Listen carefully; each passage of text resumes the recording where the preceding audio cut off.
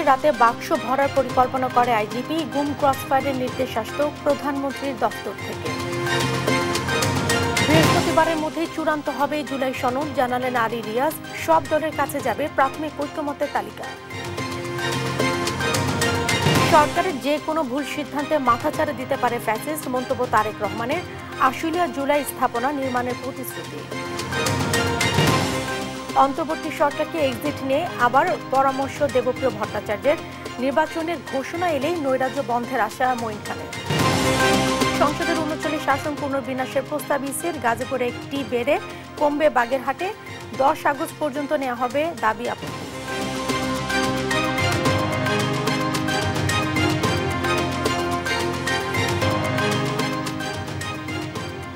সংবাদ রাতে দেখছিলেন সংবাদ শিরোনাম, সঙ্গে আছে আমি জেসিকা আবেদিন। বিস্তারিত। ২০১৮ সালের নির্বাচনে রাতেই ব্যালট বাক্স ভরে রাখার পরিকল্পনা ছিল তৎকালীন আইজিপি জাভেদ পাটোয়ারির। পরে তা বাস্তবায়ন করে আওয়ামী লীগ। সাবেক আরেক আইজিপি চৌধুরী আব্দুর আল মামুনের জবানবন্দির নথিতে উঠে এসেছে এমন চাঞ্চল্যকর তথ্য।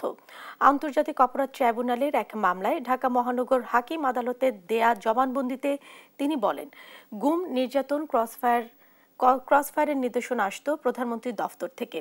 নির্দেশনা দিতেন সামরিক উপদেষ্টা তারিক সিদ্দিকী।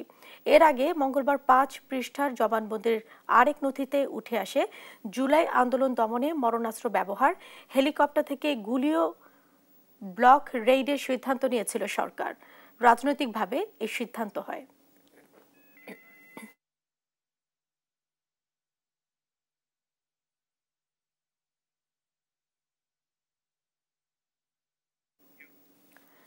আজকের মধ্যে কিছু অমীমাংসিত বিষয়ের খসড়া ও বৃহস্পতিবার ঐকমত্য পৌঁছানো বিষয়গুলোর খসড়া সনদ সব দলের কাছে তুলে দেওয়া হবে বলে জানিয়েছেন জাতীয় ঐকমত্য কমিশনের সহসভাপতি ডক্টর আলী রিয়াজ। রাষ্ট্রের মূলনীতি, রাষ্ট্রপতি নির্বাচন পদ্ধতি, সংসদের নারী প্রতিনিধিত্বের কাঠামো সহ অমীমাংসিত ৭ বিষয়ে ঐকমত্য পৌঁছাবে বুধবার দ্বিতীয় পর্যায়ের ২২তম দিনের মতো রাজনৈতিক দলগুলোর সঙ্গে বৈঠকের সূচনার এ কথা জানান তিনি।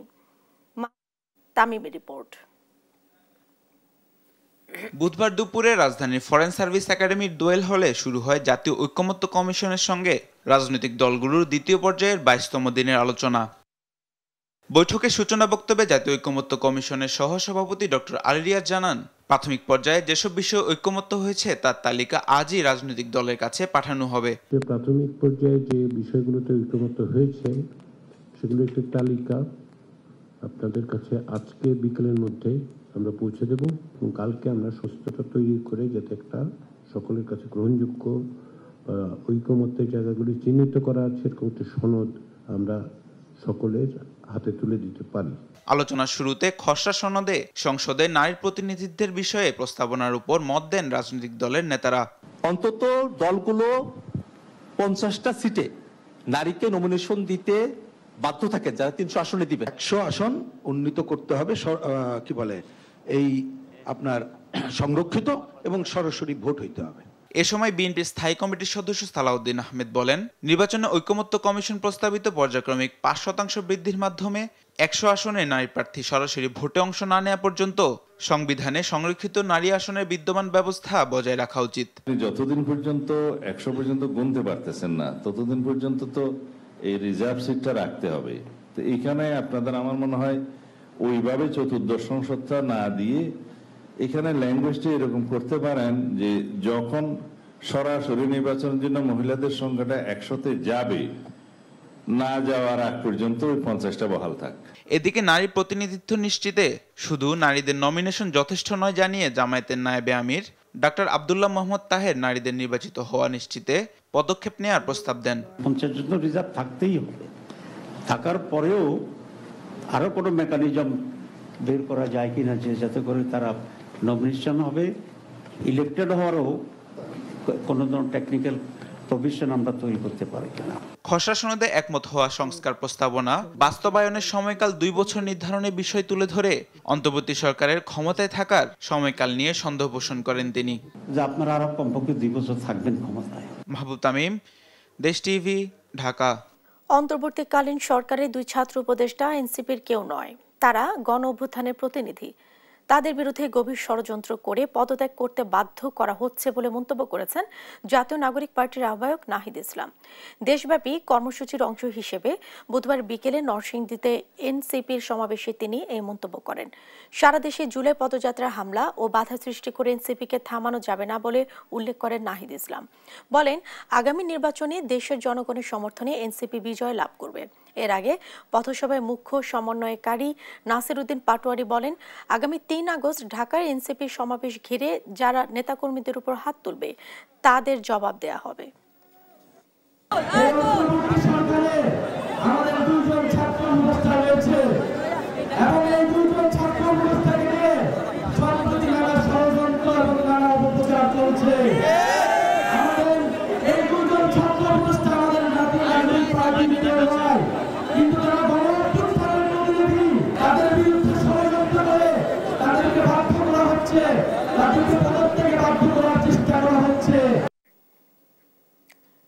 পরবর্তী সরকার কতটা বৈধতা দেবে তা আমলে নিয়ে অন্তর্বর্তী সরকারকে এক্সিট নিয়ে ভাবার পরামর্শ দিয়েছেন অর্থনীতিবিদ ডক্টর দেবপ্রিয় ভট্টাচার্য।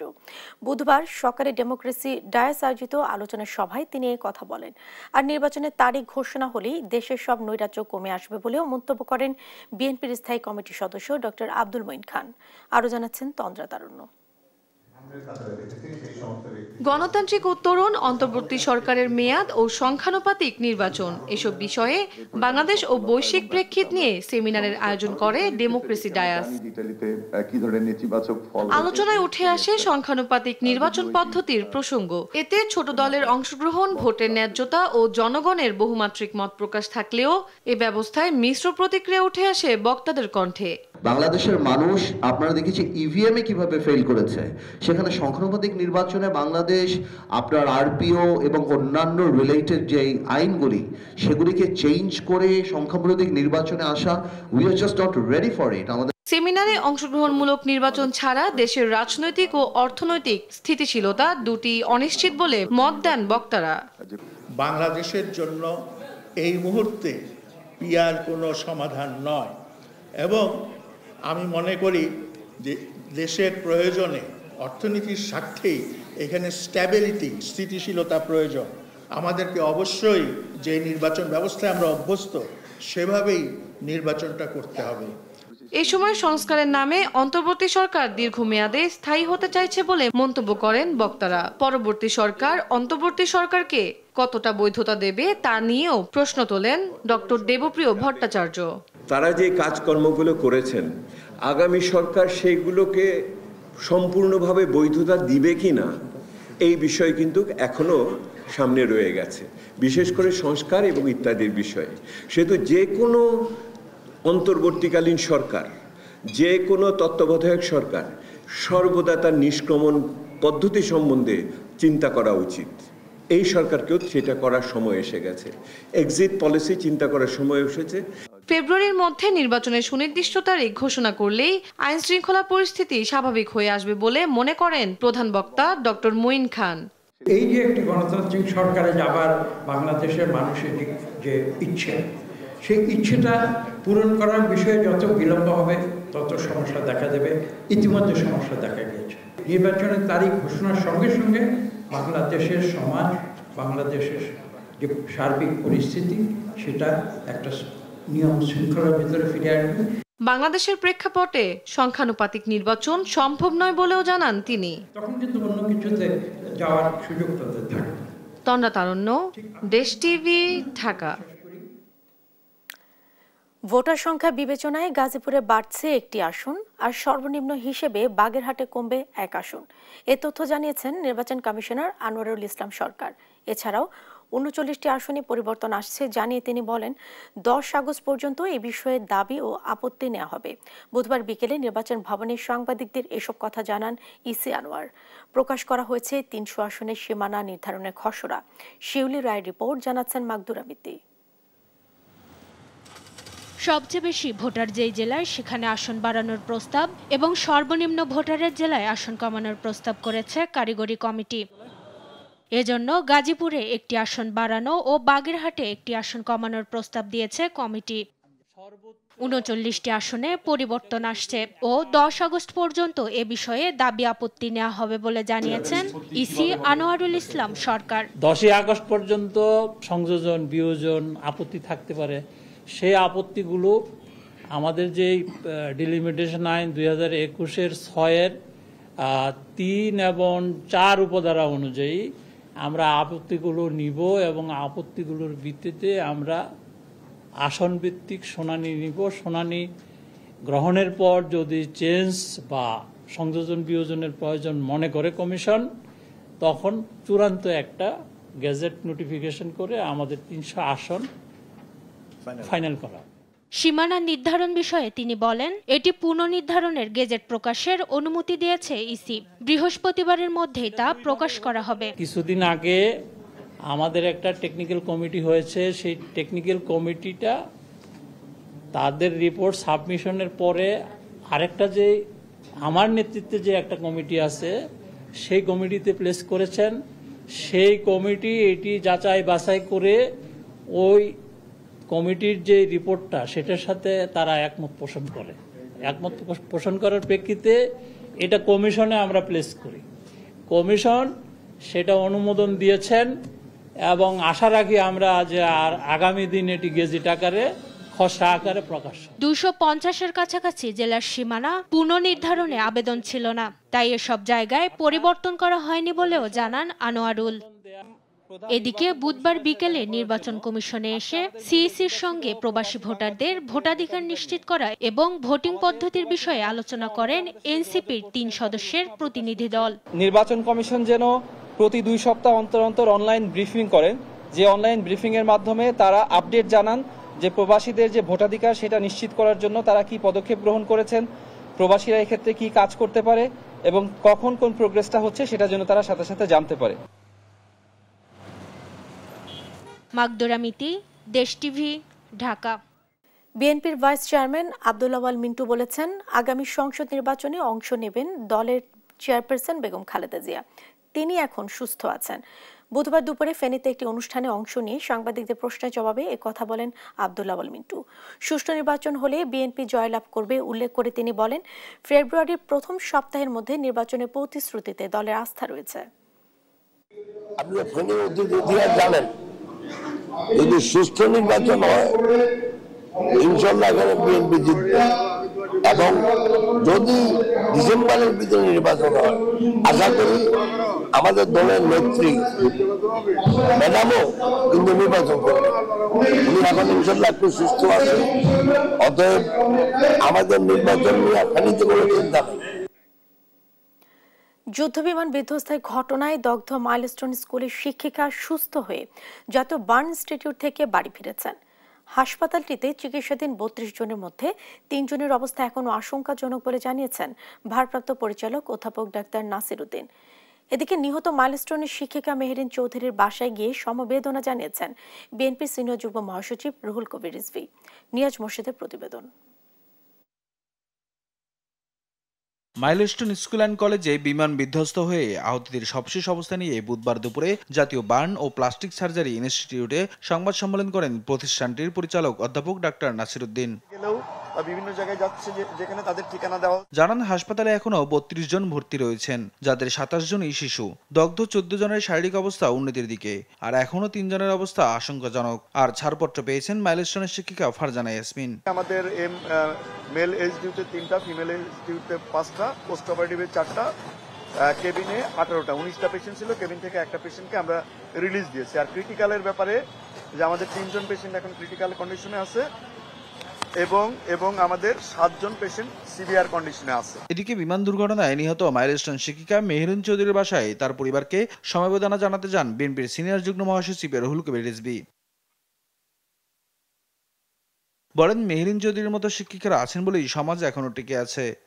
কিন্তু এই মৃত্যু যে কত মহিমান্বিত, এই মৃত্যু যে কত আদর্শ স্থানীয়, কত উঁচু মাপের আদর্শ, মানে আদর্শিক একজন শিক্ষক হতে পারে, সেটাও আমরা দেখতে পেরেছি। আমরা যারা নিজ নিজ কর্মক্ষেত্রে কাজ করি, আমাদের অনেক কিছু শেখার আছে। নিয়াজ মোর্শেদ, দেশ টিভি, ঢাকা। তাবলিগ জামায়াতে দুপক্ষের বিবাদ মেটাতে 7 সদস্যের কমিটি গঠন করা হচ্ছে বলে জানিয়েছেন ধর্ম উপদেষ্টা আফম খালিদ হোসেন। দুপুরে সচিবালয়ে নিজ দফতরে তাবলিগ জামায়াতে দুপক্ষের সঙ্গে বৈঠক শেষে এ কথা জানান তিনি। এ সময় সংঘাত এড়ানোর কথা জানায় দুপক্ষই।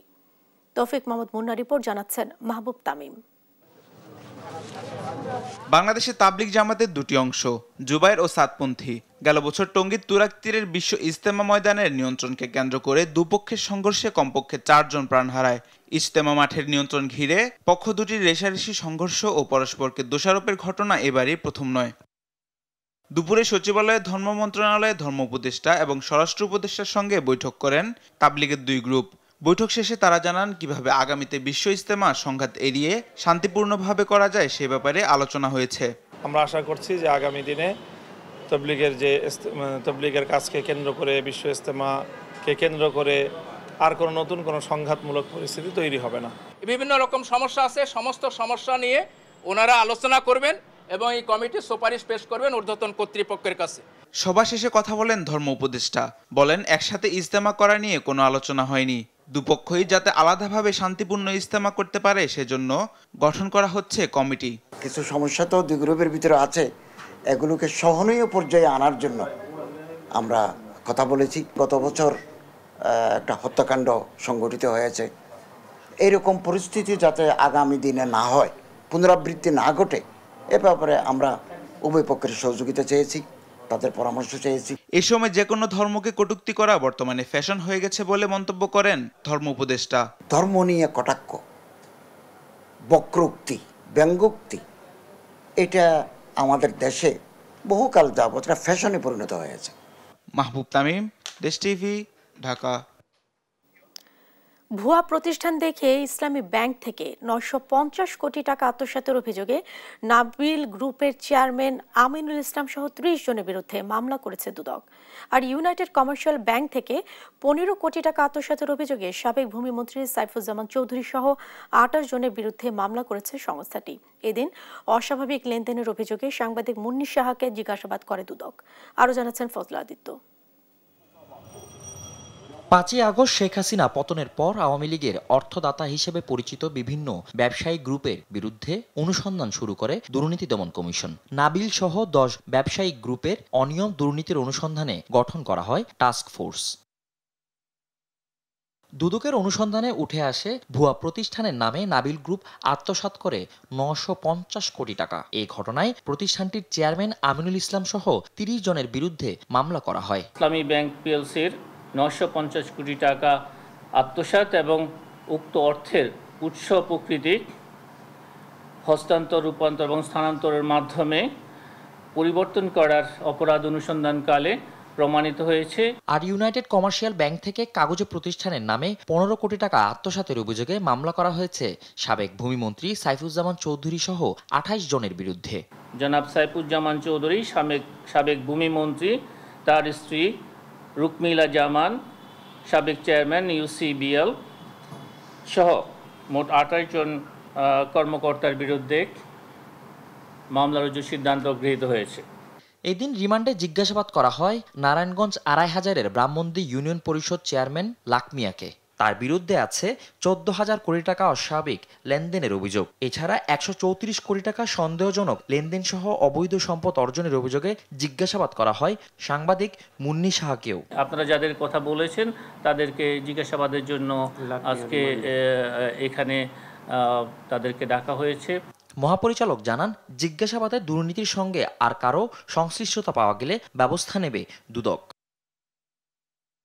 ফজলা আদিত্য, দেশ টিভি, ঢাকা। ডাকসু নির্বাচন কেন্দ্রিক নিরাপত্তা নিশ্চিতে শুধু বিশ্ববিদ্যালয় প্রশাসন নয়, সবার সহযোগিতা চেয়েছেন ঢাকা বিশ্ববিদ্যালয়ের উপাচার্য অধ্যাপক ডক্টর নিয়াজ আহমদ খান। বুধবার বিশ্ববিদ্যালয়ে এক সংবাদ সম্মেলনে এ কথা বলেন তিনি। জানান, তফসিল পরবর্তী সহিংসতা রোধে নিচ্ছিদ্র নিরাপত্তা নিশ্চিতে যোগাযোগ হচ্ছে আইনশৃঙ্খলা বাহিনীর সঙ্গে। পাশাপাশি ছাত্র সংগঠনগুলোর সঙ্গেও আনুষ্ঠানিক অনানুষ্ঠানিক যোগাযোগ হচ্ছে বলেও জানান উপাচার্য। এ সময় একনেকে অনুমোদন পাওয়া 2,840 কোটি টাকা মেগা প্রকল্পের আওতায় 2,600 ছাত্রী এবং 5,100 জন ছাত্র ধারণ ক্ষমতার আবাসিক হল, প্রশাসনিক ভবন নির্মাণের কথা জানান তিনি। আইনশৃঙ্খলা রক্ষাকারী বাহিনীগুলোর সাথে আমাদের প্রক্টর অফিসের সমন্বয়ে প্রতিদিন যোগাযোগ, প্রতিদিন ছাত্র সংগঠনগুলোর সাথে আমাদের আনুষ্ঠানিক এবং অনানুষ্ঠানিক যোগাযোগ অব্যাহত আছে।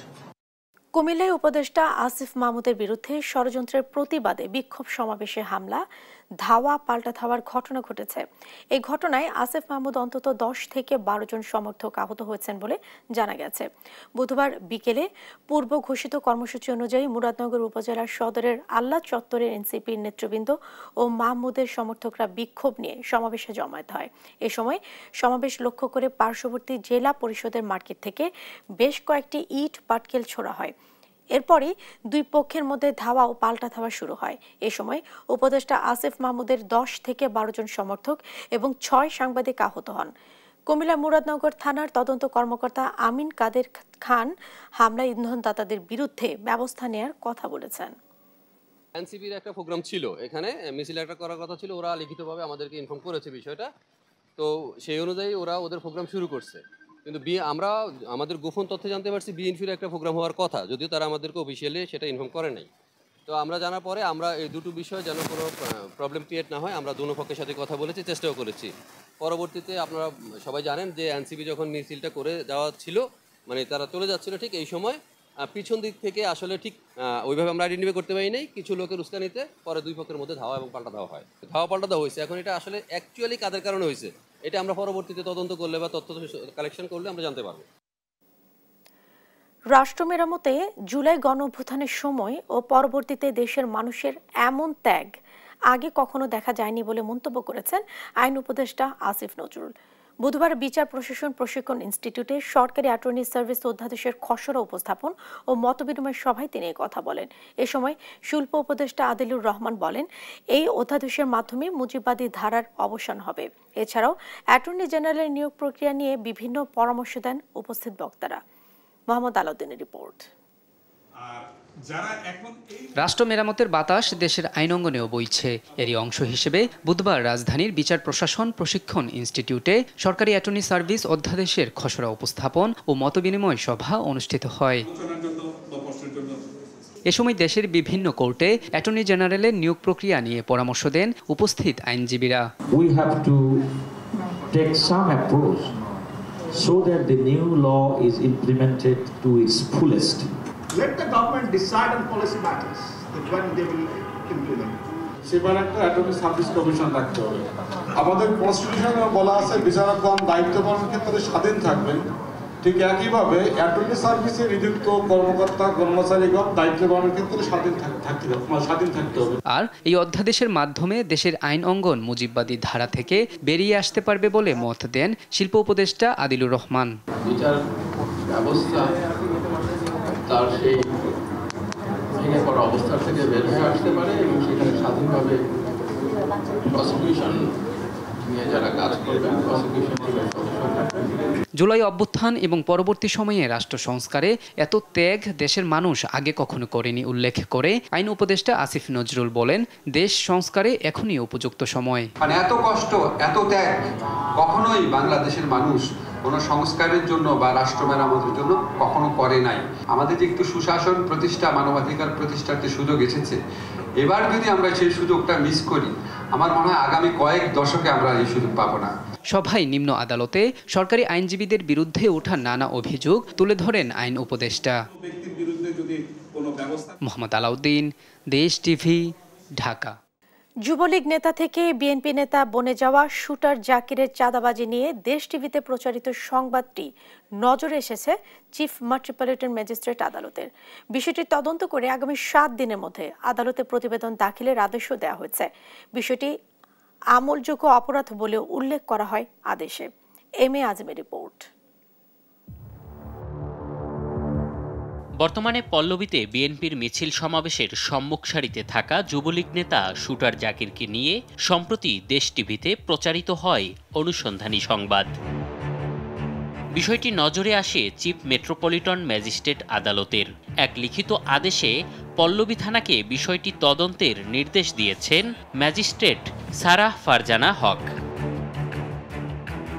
একই সাথে আদেশে বলা হয়, শুটার জাকির ও তার দলের চাঁদাবাজি সাধারণ মানুষের মৌলিক অধিকার লঙ্ঘন এবং একটি আমলযোগ্য অপরাধ। তার ভয়ে মামলা না করতে পারাটাও নাগরিকের আইনি অধিকার বিঘ্ন করেছে।